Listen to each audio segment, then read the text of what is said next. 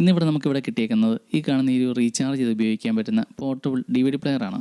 അപ്പോൾ ഇതിൻ്റെ നിലവിലെ അവസ്ഥ ഈ കാണുന്ന പോലെയാണ്. മിക്കയിടത്തും തുരുമ്പൊക്കെ ആയിട്ടുണ്ട്. ഇതിൻ്റെ ഒരു ഡിസ്പ്ലേ ഒക്കെ ഏകദേശം ഡാമേജ് ആയ ഒരു അവസ്ഥയിലാണ് നമുക്കിവിടെ കിട്ടിയേക്കുന്നത്.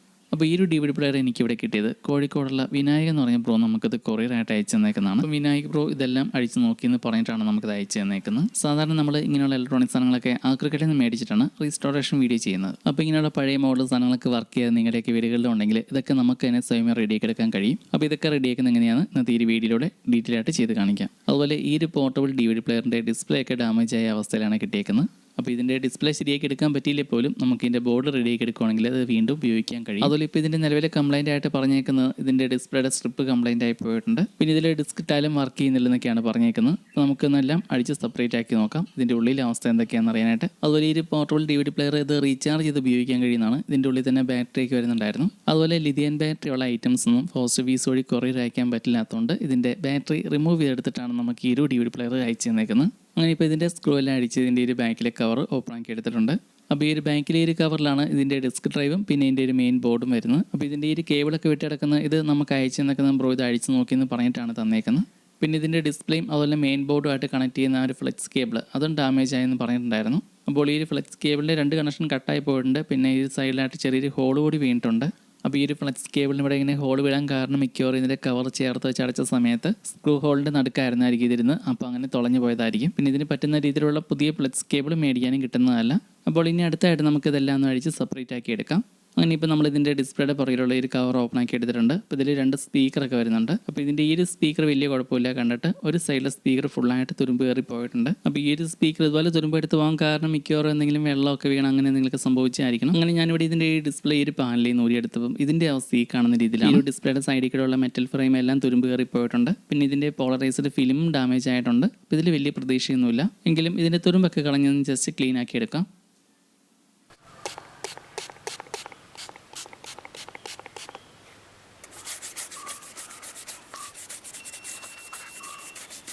പിന്നെ ഇതുപോലുള്ള ഡിസ്പ്ലേ പോലുള്ള ഐറ്റംസ് ഒന്നും വെള്ളം ഉപയോഗിച്ച് കഴുകി ക്ലീൻ ആക്കി എടുക്കാൻ പറ്റാത്തതുകൊണ്ട് നമ്മളിന്നത് ഫോം ക്ലീനർ ഉപയോഗിച്ചാണ് ക്ലീൻ ചെയ്തെടുക്കാൻ പോകുന്നത്. ഇനി ഒരു 5 മിനിറ്റ് വെയിറ്റ് ചെയ്ത് കഴിഞ്ഞ് ഇതൊന്ന് വൈപ്പ് ചെയ്തെടുത്താൽ മതി. ഇനി അടുത്തായിട്ട് നമുക്ക് ഈ ഒരു ബാക്ക് കവറിൽ വരുന്ന ഈ ഒരു ഡിസ്ക് ഡ്രൈവും ഇതിൻ്റെ ഒരു മെയിൻ ബോർഡൊക്കെ ഒന്ന് അഴിച്ചെടുത്ത് ക്ലീൻ ചെയ്യാം. അപ്പോൾ DVD പ്ലെയറുകളിലൊക്കെ മിക്കതിൻ്റെയും ഡിസ്ക് ഡ്രൈവിൻ്റെ കംപ്ലയിൻറ്റ് കൊണ്ടായിരിക്കും ഡിസ്ക് വർക്കാകാതെ വരുന്നത്. അപ്പോൾ നിങ്ങളുടെയൊക്കെ വീടുകളിലും ഇതുള്ള പഴയ ഐറ്റംസ് ഒക്കെ ഉണ്ടെങ്കിൽ അത് നിങ്ങൾക്ക് തന്നെ എങ്ങനെയാണ് റെഡിയാക്കി എടുക്കേണ്ടതെന്ന് കാണിച്ചു തരാം ഇന്നത്തെ വീഡിയോയിൽ. അപ്പോൾ ഇങ്ങനെയൊക്കെയുള്ള ഐറ്റംസ് ഒക്കെ നമ്മൾ അഴിച്ച് റിപ്പയർ ചെയ്യാൻ നോക്കുന്ന സമയത്ത് മെയിനായിട്ട് ശ്രദ്ധിക്കേണ്ട കാര്യം ഇതിൻ്റെയൊക്കെ ഒരു ഫ്ലെക്സ് കേബിൾ ഡാമേജ് ആക്കാതെ നോക്കുക. ഇങ്ങനെയുള്ള പഴയ മോഡൽ സാധനങ്ങളിലൊന്നും സ്പെയർ നമുക്ക് മേടിക്കാൻ കിട്ടുന്നതല്ല. അപ്പോൾ ഈ ഒരു ഫ്ലെക്സ് കേബിൾ അഴിച്ചെടുക്കാനായിട്ട് ഈ ഒരു സോക്കറ്റിൻ്റെ 2 സൈഡിലായിട്ടും ചെറിയ ലോക്ക് പോലെയുണ്ട്. അത് ആദ്യമേ പുറത്തേക്ക് തള്ളുക. ചില സോക്കറ്റുകൾ ഇതുപോലെ ആയിരിക്കില്ല, ഒരു അടപ്പ് പോലെ ആയിരിക്കും. അപ്പോൾ അതിൻ്റെ ആ ഒരു മുകളിലുള്ള പോർഷൻ പുറത്തേക്ക് ഓപ്പൺ ആക്കണം. അതായത് ബുക്കിൻ്റെയൊക്കെ പേജ് മറിക്കുന്ന ആ ഒരു രീതിയിൽ. എന്നിട്ട് മാത്രമാണ് ഇങ്ങനത്തെ ഫ്ലെക്സ് കേബിളുകൾ ഊരിയെടുക്കാവുള്ളൂ. പിന്നെ ഈ കാണുന്നതാണ് ഇതിൻ്റെ TV ട്യൂണർ ബോർഡ്. അപ്പോൾ ഈ ഒരു ബോർഡ് ഇല്ലെങ്കിലും കുഴപ്പമൊന്നുമില്ല. അപ്പോൾ ഇതിൽ നിന്ന് നമുക്ക് എല്ലാ സാധനങ്ങളും അടിച്ച് സെപ്പറേറ്റ് ആക്കി എടുക്കാം. അപ്പോൾ നമ്മളിതെല്ലാം അടിച്ച് സെപ്പറേറ്റ് ആക്കി എടുത്തിട്ടുണ്ട്. അപ്പോൾ നമ്മൾ ആക്രിക്കടയിൽ നിന്നൊക്കെ റീസ്റ്റോറേഷൻ വീഡിയോക്ക് ഇങ്ങനെയുള്ള സാധനങ്ങളൊക്കെ മേടിക്കുന്ന സമയത്ത് ഇത് നമ്മളെല്ലാം ഇങ്ങനെ അടിച്ച് സെപ്പറേറ്റ് ആക്കി എല്ലാം വെള്ളവും കാർ ഷാമ്പൊക്കെ ഉപയോഗിച്ച് കഴുകി ക്ലീൻ ആക്കിയിട്ട് മാത്രമേ നമ്മളിതെല്ലാം ചെക്ക് ചെയ്ത് കംപ്ലയിൻ്റ് എല്ലാം പരിഹരിക്കാൻ ശ്രമിക്കാറുള്ളൂ. ഇത് വേറെ ആളുടെ സാധനമായതുകൊണ്ട് നമ്മളിത് വെള്ളമൊന്നും ഉപയോഗിച്ച് കഴുകുന്നില്ല. ഇത് നമ്മളിന്ന് ഫോം ക്ലീനർ ഉപയോഗിച്ചാണ് ക്ലീൻ ചെയ്തെടുക്കാൻ പോകുന്നു. ഇങ്ങനെയുള്ള ബോർഡുകളൊക്കെ നമുക്കിത് ഡയറക്റ്റായിട്ട് ഉപയോഗിക്കാം.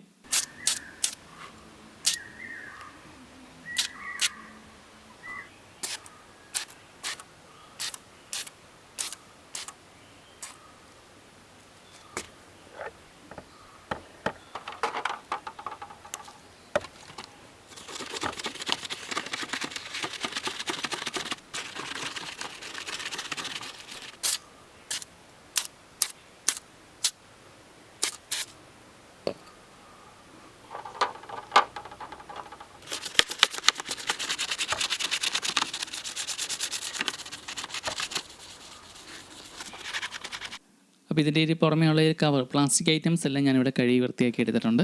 അപ്പോൾ ഇങ്ങനെയുള്ള ബോർഡുകളൊക്കെ കുറേ നാൾ ഉപയോഗിക്കാതിരുന്ന് കഴിയുമ്പം ബോർഡിൽ ഫംഗസ് പോലെയും അതുപോലെ ക്ലാവ് പോലെയൊക്കെ വരാറുണ്ട്.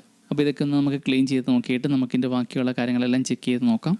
അതിൽ ഇത് ക്ലീൻ ചെയ്യാനായിട്ട് ഞാനിവിടെ ഉപയോഗിച്ചിരിക്കുന്ന ഒരു ഫോം ക്ലീനർ അതിൻ്റെ വീഡിയോ പിന്നീട് ദിവസം ചെയ്യാം. അപ്പോൾ ഇങ്ങനത്തെ ഫോം ക്ലീനറാണ് ഉപയോഗിക്കുന്നതെങ്കിൽ ഇതിന് വെള്ളം ഒഴിച്ച് കഴുകി ക്ലീൻ ചെയ്തില്ലെങ്കിലും കുഴപ്പമില്ല. ഈ ബോർഡ് കുറച്ചേരം ഇങ്ങനെ എടുത്ത് ഒഴിച്ച് കഴിയുമ്പോൾ ഇതിലുള്ള ഈ പതയെല്ലാം വലിഞ്ഞു പൊക്കോളും. അല്ലെങ്കിൽ IP ക്ലീനറൊക്കെ ഉപയോഗിച്ച് ക്ലീൻ ചെയ്തെടുത്താലും മതി. ഞാനിവിടെ കൂടുതലായിട്ടും റീസ്റ്റോറേഷൻ വീഡിയോ ചെയ്യുന്ന സമയത്ത് ഇങ്ങനെയുള്ള ഐറ്റംസ് എല്ലാം വെള്ളമൊക്കെ ഉപയോഗിച്ചായിരുന്നു കഴുകിക്കൊണ്ടിരുന്നത്. ഇത് മറ്റൊരാളുടെ സാധനം ആയതുകൊണ്ടും ഇത് തിരിച്ചയക്കാനുള്ളതായതുകൊണ്ടും നമ്മളിത് അങ്ങനെ ചെയ്യുന്നില്ല. അങ്ങനെ നമ്മളിവിടെ ക്ലീൻ ചെയ്തെടുത്ത് എല്ലാം റെഡിയാക്കി എടുത്തിട്ടുണ്ട്. അപ്പോൾ ഈ ഒരു DVD പ്ലെയറിൻ്റെ ഡിസ്ക് ഡ്രൈവ് ഈ കാണുന്നതാണ്. അപ്പോൾ DVD പ്ലെയറിനൊക്കെ കോമൺ ആയിട്ടുണ്ടാകുന്ന കംപ്ലയിൻ്റ് ആണ് ഡിസ്ക് റീഡ് ആവാതെ വരുന്നത്. അപ്പോൾ ഞാനിവിടെ എടുത്തേക്കുന്ന ഇതിൻ്റെ ഒരു പ്രശ്നം, ഇതിൻ്റെ ഒരു ഐ സെൻസർ ഇത് മുന്നോട്ടും പുറകോട്ടും മൂവ് ചെയ്യുന്നില്ല. അപ്പോൾ ഇതിങ്ങനെ സ്റ്റക്കായിരുന്നിട്ടുണ്ടെങ്കിൽ ഡിസ്ക് റീഡ് ആവില്ല. DVD പ്ലെയറുകളുടെ മോട്ടർ അങ്ങനെ അധികം പെട്ടെന്ന് കംപ്ലയിൻ്റ് ആവാറില്ല. കൂടുതലായിട്ടും കംപ്ലയിൻറ്റ് വരുന്ന ഈ ഒരു പോർഷനാണ്. ഇതിൻ്റെ ഒരു ഐ സെൻസർ മുന്നോട്ടും പുറകോട്ടും മൂവ് ചെയ്യാതെ ഇതുപോലെ സ്റ്റക്കായിട്ടിരിക്കുന്ന അവസ്ഥ. അതുപോലെ ഇത് സ്റ്റക്കാണെന്ന് അറിയാൻ വേണ്ടി ചെക്ക് ചെയ്യുന്ന സമയത്ത് ഈ ഒരു പോർഷൻ ഇതുപോലെ വിരൽ ഉപയോഗിച്ച് മുകളിലേക്ക് പൊക്കി പിടിച്ചിട്ട് നീക്കിയെങ്കിലാണ് ഇത് മുന്നോട്ടും പുറകോട്ടും നീങ്ങുള്ളൂ. അപ്പോൾ ഈ ഒരു ഐ സെൻസർ ഇതുപോലെ സ്റ്റക്കായിട്ടിരിക്കാൻ കാരണം ഇതിൻ്റെ ഈ രണ്ട് സൈഡിലുള്ള സ്റ്റീൽ റോഡ്, ഇതിലുള്ള ആ ഒരു ലൂബ്രിക്കൻ്റ് ഓയിൽ കുറേ നാൾ കഴിയുമ്പോൾ വറ്റി പോകുന്നതുകൊണ്ടൊക്കെയാണ്.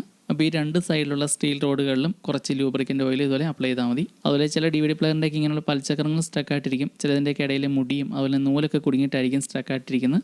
അപ്പോൾ ഇതിലെല്ലാം കുറച്ച് ഇതുപോലെ ഓയിൽ അപ്ലൈ ചെയ്യണം. അതുപോലെ ഈ ഒരു ഓയിൽ ഐ സെൻസറിലാവാതെ ശ്രദ്ധിക്കുകയും വേണം. അതുപോലെ ഞാനിവിടെ ഇതിൻ്റെ ഒരു മോട്ടറും കൂടി ഒന്ന് അടിച്ചെടുത്തിട്ട് ഇതിലും കൂടി കുറച്ച് ഓയിൽ അപ്ലൈ ചെയ്യുന്നുണ്ട്. അപ്പോൾ ഇങ്ങനെയുള്ള ഐറ്റംസിലൊക്കെ ഉപയോഗിക്കാനുള്ള ഓയിൽ ഇലക്ട്രോണിക്സിൻ്റെയൊക്കെ സ്പെയർ കിട്ടുന്ന ഷോപ്പുകളിൽ മേടിക്കാൻ കിട്ടും.